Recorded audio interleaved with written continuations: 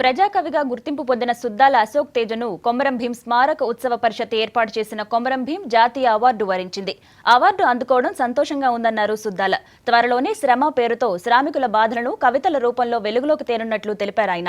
తన తండ్రి memorial trust తరపున మరిన్ని సేవా కార్యక్రమాలు చేస్తానని చెబుతున్న సుద్దాలతో మా రిపోర్టర్ ఫేస్ టు ఫేస్. ప్రజాకవి సుద్దాల హనుమంతు వారసత్వాన్ని కొనసాగిస్తూ ప్రజాకవిగా ఇటు సినీ కవిగా రాణిస్తూ అనేక అవార్డులు అందుకుంటూ ఇప్పుడు తాజాగా కొమరం భీం జాతీయ అవార్డును అందుకోబోతున్నారు ఆయన సుద్దాల అశోక్ తేజ మనతో ఉన్నారు. ఆయన స్పందనని అడిగి తెలుసుకుందాం. అశోక్ తేజ గారు, ఎన్నో అవార్డులు అందుకున్నారు, మీకు ప్రజా సాహిత్యం అందించిన నాన్న వారసత్వం ఉంది. ఇప్పుడు ఈ కొమరం భీం అవార్డును అందుకోవడం పట్ల మీరు ఎలా స్పందిస్తున్నారు? ఒక స్వాతంత్ర యోధుని కొడుకు ఒక స్వాతంత్ర యోధుని అవార్డు అందుకున్నప్పుడు చాలా గర్వంగా ఫీల్ అవుతాడు. రక్తాల్లో కదురుతున్నటువంటి ధమనుల్లో ఒక గమకం, ఒక వైప్లవ్య గమకం మొదలవుతుంది. కాబట్టి అనేక అవార్డులు అందుకున్న నేను ఈ అవార్డు అందుకోవడంలో ఒకంత గర్వంగా ఫీల్ అవుతున్నాను. ఇప్పటి వరకు ఇక్కడ సినీ కవిగా ప్రయాణం సాగిస్తున్నారు. ఇక ముందు సినీ రంగంలోనే వివిధ శాఖలు ఉన్నాయి, అందులో ఏమైనా విస్తరించే అవకాశం ఉందా? తెలంగాణ వచ్చిన నేపథ్యంలో తెలంగాణ చిత్ర పరిశ్రమ ఎలా ఉండాలని మీరు ఆశిస్తున్నారు? సినిమా రంగం లోపల నేను ఇంకొక శాఖకు విస్తరించేటువంటి ఆలోచన అయితే ఇప్పటివరకు లేదు. సినిమా నిర్మించడము, దర్శకత్వం వహించడము అలాంటిది ఏమీ లేదు. కాకపోతే సినిమాకి ఏదైనా మాటలు రాసే అవకాశం వస్తే రాస్తాను, లేదా ఇంకేమైనా కథ అందించే అవకాశం కనుక వస్తే కథ అందించవచ్చు నా దగ్గర ఉన్నటువంటి అడిగితే ఎవరన్నా. అంతే తప్ప ప్రస్తుతం నేను సినిమా గీత రచయితగానే కొనసాగుతాను. అయితే సినిమా గీత రచయితతో పాటు శ్రమ అనేటువంటి ఒక అద్భుతమైన కావ్యం నేను రాస్తున్నాను.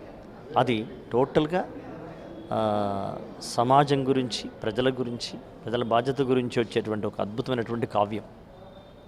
ఇప్పటి వరకు ఇలా జరుగుతున్న విషయాల్లో, ఇలా అవార్డులు, ఇలా సాహిత్య రంగంలో సాగుతున్న ప్రయాణంలో మీకు బాగా సహకరించి ప్రేరణ అందించిన వాళ్ళు ఎవరున్నారు? చిన్నప్పుడు మా అమ్మ నాన్న బాగా నాకు ప్రేరణ ఇచ్చారు. వాళ్ళే నాకు ప్రేరణ, ఇన్స్పిరేషన్ అంతా.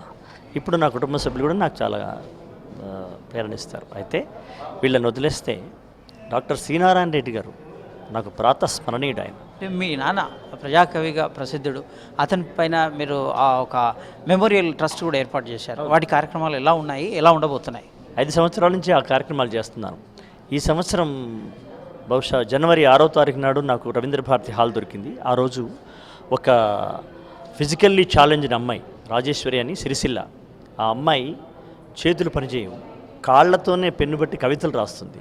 ఆ అమ్మాయి కవితల్ని పుస్తక రూపంలోనే పురస్కారం ఇస్తూ ఆ అమ్మాయికి రవీంద్ర భారతిలో మా నాన్నగారి అవార్డు ఇస్తున్నాను. ఇది సుద్దాల అశోక్ తేజ గారి వైవిధ్యభరితమైన జీవన ప్రయాణం. అటు ప్రజాకవిగా, ఇటు సినీ కవిగా, అలాగే సామాజిక కార్యకర్తగా సామాజిక అంశాల సేవలో కూడా ముందుకెళ్తున్నారు. ఇది తాజా సమాచారం. కెమెరా పర్సన్ అభిలాష్తో శ్రీనివాస్, V6 న్యూస్, హైదరాబాద్.